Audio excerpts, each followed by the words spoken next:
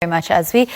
Our next guest on the program is an author who embarked on writing a Xhosa children's book titled Katana Katana, which aims to teach children how to speak, count and read the language. This versatile book can be read to babies as a bedtime story up until they're old enough to read it to themselves. And it's even a book which can be used in primary schools for both first and second language learning. To tell us a little bit more, in Port Elizabeth, joining us from our studio there, we have the author, Nandipha Nomsobo. A very good morning and welcome to Morning Live. Good morning and Happy New Year. Thank you for having me. Thank you very much. Happy New Year to you too. So you decided to write this children's book in isiXhosa. Why did you feel that this was important to specifically write it in vernac? Wow, well thank you for asking me that question. I just feel like in this day and age, we aren't really focusing on our indigenous languages, and it would be such a shame to lose them. And I felt like I could do something to make a difference. And I felt like this was my part in making sure that we preserve our diversity. Because, I mean, South Africa is such a beautiful country, and it would be a shame to lose some of our languages. So who's the book for, and why should they read it? It's mainly for children, because I feel like reading is very important, and why not start when you're young? The children are the future of tomorrow. Why should they read it? Because it would teach them how to count and teach them the basics of the isiXhosa language. But also, it's very attractive because it has bright and beautiful pictures, so that would help captivate them.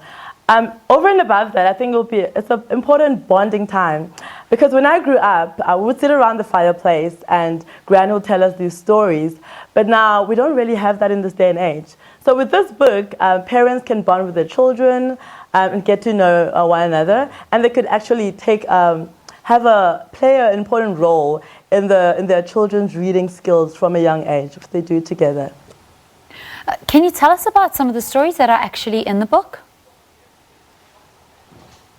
Basically, it's a counting book, so it starts from number one, right? I use different animals, so it's a progressive storybook. It's one progressive storybook.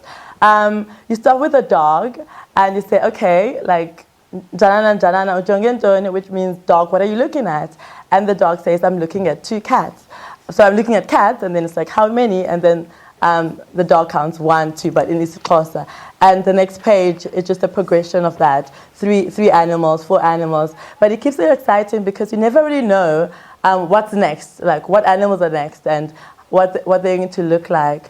And I think that's what makes it exciting. It's very simple, but it's also it's very educational, and it's progressive in the way it's written. Do you think that vernacular languages, specifically in schools, are still embraced, or is there room for growth?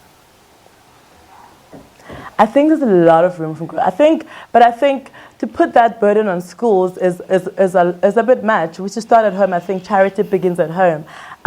You can't just send your kid and say, okay, well, learn languages, but you as a parent, you as a mom, you as a dad, you are not making that effort in the house to teach these kids, teach your own kids these languages. So I feel like we should all take responsibility in keeping our languages alive.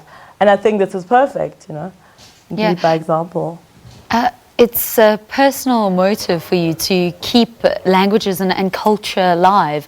Why is this so important for you? Because I feel like in this day and age, yes, we all, English is the medium of instruction, but I feel like nowadays, the youth of South Africa, that's our goal, okay? English, right? Which is great because it opens opportunities to the world. But it's like, who are you? Where do you come from? And for me, it's like the language of my ancestors. It means so much to me because it's tied to our heritage, our culture.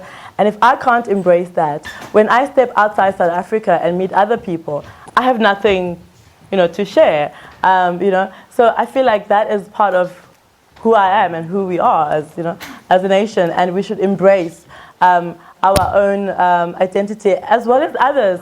But you can't do that without being proud of who you are, right? What do you have to offer the world? So I feel like that, for me, is what I have to offer to the world, and I feel like we need to make an effort. Yeah. Nandipha, Katana Katana, is this your first book? Yes, it is my absolute first book.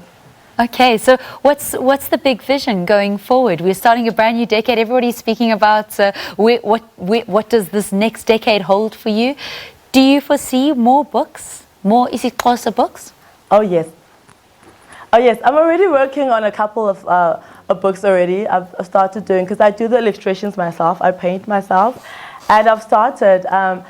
I see a whole series of books, and because I've been promoting my books on social media, and those people who have bought the books, they say, well, you know, there is a shortage of isiXhosa books.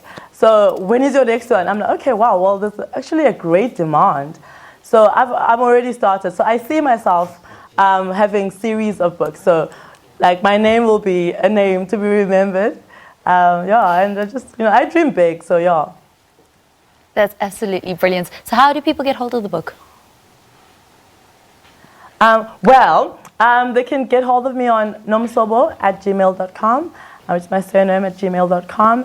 And I'm also on Instagram at nandi.des, nandi.desu. At the moment, I've self-published a book, and I'm distributing it myself. But I'm hoping to work out something in terms of distribution and marketing. But at the moment, I'm just pushing it myself, and hopefully someone else will come along and we can make it bigger. Well, that's a very big, brave step to self-publish and to be promoting it yourself. We wish you all the best of luck in the year ahead, and all the best of luck with Katana Katana. Thank you very much.